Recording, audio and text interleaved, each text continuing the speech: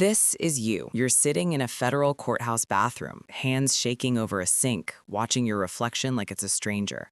20 minutes ago, you testified against your former employer, a mid-sized data analytics firm that was secretly harvesting biometric data and selling it to government contractors. You did the right thing. You were the whistleblower, the hero. The Justice Department shook your hand and called you courageous. And then they handed you a witness protection packet and a new name you can't pronounce. Your apartment? Gone. Your career? Radioactive. Your LinkedIn? A digital tombstone. Every job application you send bounces back with a polite rejection because your references are all either in prison or terrified of being associated with you. You're 34 years old, the best identity document forger on the East Coast, a skill you developed entirely legally building anti-fraud systems, and the only thing protecting you from the people you just sent to prison is a government that can barely afford to protect its own servers. You sit down on the cold tile floor, back against the stall, doing the math. The government gave you a new identity, but it's flimsy, generic, a kindergarten-level construction compared to what you know how to build. You've spent a decade designing the locks. You know exactly how to pick them. The question isn't whether you can disappear into someone else's life. The question is whether you're going to charge for the ride. The introduction comes through an encrypted message board you use to monitor for fraud patterns. A lawyer, no name, no firm, reaches out with a strange hypothetical. Theoretically, they write, what would a fully documented second identity for a high net worth individual cost? Not a fake ID. A life, a complete, breathable human being, taxable. You don't answer for 3 days. On day 4, you answer with a price, $800,000. They don't negotiate, they just send a wallet address. The client turns out to be a European tech founder whose company is under investigation for antitrust violations across 6 jurisdictions. He doesn't need to disappear permanently, he just needs a functional backup person, a shadow self, parked in a neutral country with bank accounts, property records, and a digital footprint going back 8 years. A human hedge fund, an identity put together as insurance. You build it in 6 weeks. A man named Edouard Brennan is born at age 42 in the public record.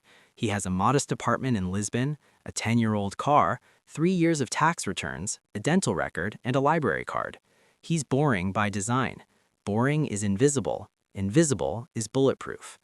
You deliver the package on a Tuesday. The wire hits Wednesday. You stare at your bank balance like it's a hallucination. You just made more in 6 weeks than you did in 4 years building fraud systems for people who handed that same technology to government contractors who sold it to tyrants. You tell yourself this is different. This is just architecture. You didn't hurt anyone, you just built a door. You don't ask yourself yet who's going to walk through it. Word travels fast in circles where silence is expensive. Within 3 months, you have a wait list, and you realize quickly that billionaires all want the same thing, but for wildly different reasons. One needs to protect assets from a divorce settlement the size of a small nation's GDP. One is fleeing a home country that just elected a government that tends to make wealthy critics evaporate. One just wants the option, a fire exit, in case the SEC starts asking uncomfortable questions. You start treating it like a business because that's what it is. You build 3 tiers. The standard package, functional identity, 2 years of digital history, 1 property record, 1 set of financials. The premium package, full biographical depth, family backstory, professional credentials, social media presence going back a decade, and 2 passports from countries with favorable extradition treaties. The platinum package, you don't advertise this one. It's invitation only. It includes a living support network, real humans in real cities who will confirm your client's identity under pressure. You hire contractors carefully, a retired immigration officer who knows exactly which document inconsistencies get flagged and which don't, a genealogist who threads your clients into actual family trees with surgical precision, a photographer who ages reference photos convincingly. You don't call them employees, you call them vendors. It feels cleaner. Your overheads are low, your margins are obscene. You're running a ghost factory with a 90% profit margin and a client list that reads like the Forbes 500 filtered through a criminal court docket. You tell yourself you're just the infrastructure, like a telecom company. You just provide the network. What people say on it isn't your problem. The moral audit, you fail. It happens on a Tuesday at 2 a.m. You're finalizing a platinum package when the background research your team compiled stops looking like a business document and starts looking like a rap sheet. The client is a mining executive from Central Africa. On the surface, legitimate. Publicly traded company, shareholder reports, quarterly earnings calls. But the deeper profile your genealogist pulled, cross-referencing land seizure records, a UN monitoring report, and 3 investigative journalism pieces from outlets that don't get enough traffic, paints a different picture.